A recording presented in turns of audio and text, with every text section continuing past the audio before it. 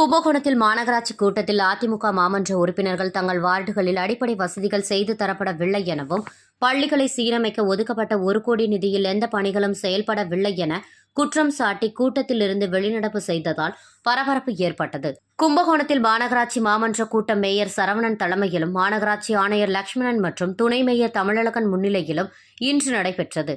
கூட்டத்தில் பேசிய அதிமுக மாமன்ற உறுப்பினர் ஆதிலட்சுமி ராமமூர்த்தி, கும்பகோணம் மாநகராட்சிக்கு உட்பட்ட பள்ளிகளை சீரமைக்க ஒதுக்கப்பட்ட 1 கோடிக்கு மேலான நிதியில் எந்த பணிகளும் செய்யப்படவில்லை என குற்றம் சாட்டினர். அதற்கு பதில் அளித்த துணை மேயர் தமிழழகன், உங்கள் ஆட்சி போல் எங்கள் ஆட்சி இல்லை, பொதுவாக எந்த பணிகளும் நடைபெறவில்லை என குற்றம் சாட்டக்கூடாது என கூறினார். அதற்கு அதிமுக கவுன்சிலர் ஆதிலட்சுமி ராமமூர்த்தி, வாருங்கள் பள்ளிக்கு நேரில் சென்று பார்வையிடுவோம் என அழைப்பு விடுத்தார். அதன் தொடர்ச்சியாக பேசிய மற்றொரு அதிமுக மாவட்ட உறுப்பினர் பத்மகுமரேசன், தாராசுரம் பகுதியில் 5 வார்டுகளுக்கு குடிநீர் சப்ளை அரைகுறையாக செய்யப்படுகிறது. குடிநீர் வசதி இல்லாததால் தாராசுரத்தில் வீடுகளை விட்டே காலி செய்து செல்வதாக குற்றம் சாட்டினர். இதனால் அதிமுக மாமன்ற உறுப்பினர்களுக்கு திமுக துணை மேயர் தமிழழகன் மற்றும் திமுக மாமன்ற உறுப்பினர் இடையே வாக்குவாதம் ஏற்பட்டது. இதையடுத்து அதிமுக மாமன்ற உறுப்பினர்கள் ஆதிலட்சுமி ராமமூர்த்தி, பத்மகுமரேசன், கௌசல்யா ஆகியோர் கூட்டத்திலிருந்து வெளிநடப்பு செய்வதாக கூறி வெளியேறினார்கள்.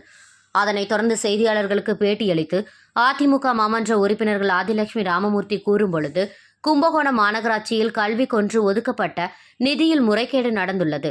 12 துவக்க பள்ளிகளில் பணிகள் மேற்கொள்வதற்காக 1 கோடி ரூபாய் மேல் நிதி ஒதுக்கப்பட்டுள்ளது. ஆனால் 12 பள்ளிகளிலும் எந்த பணிகளும் நடைபெறவில்லை. ஒவ்வொரு மாதமும் குடிநீருக்கென்று நிதி ஒதுக்குகிறார்கள். குடிநீர் பிரச்சினை ஒவ்வொரு நாளும் ஏற்பட்டு கொண்டுதான் இருக்கின்றது. திமுக அரசு இதனை கண்டுகொள்வதில்லை. மாநகராட்சியும் கண்டுகொள்ளாததால் நாங்கள் வெளிநடப்பு செய்கிறோம் என்றார்.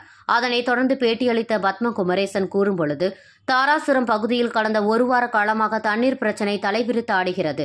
விடியற் காலையில் சுமார் அரை மணி நேரம் மற்றும் 1 மணி நேரம் மட்டுமே குடிநீர் திறந்து விடப்படுகிறது. இது தொடர்பாக பலமுறை மனு அளித்தோம், அதிகாரிகளிடம் தெரிவித்தும் அதற்கான தீர்வு கிடைக்கப்பெறவில்லை.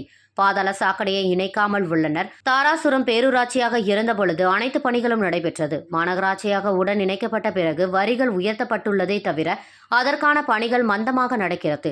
தெருவிளக்கு எரியவில்லை என புகார் அளித்தால் 1 வாரம் 10 நாள் கழித்து தான் பார்க்க வருகின்றனர். தாராசுரம் பகுதியில் அடிப்படை வசதிகளை செய்து கொடுக்கவில்லை.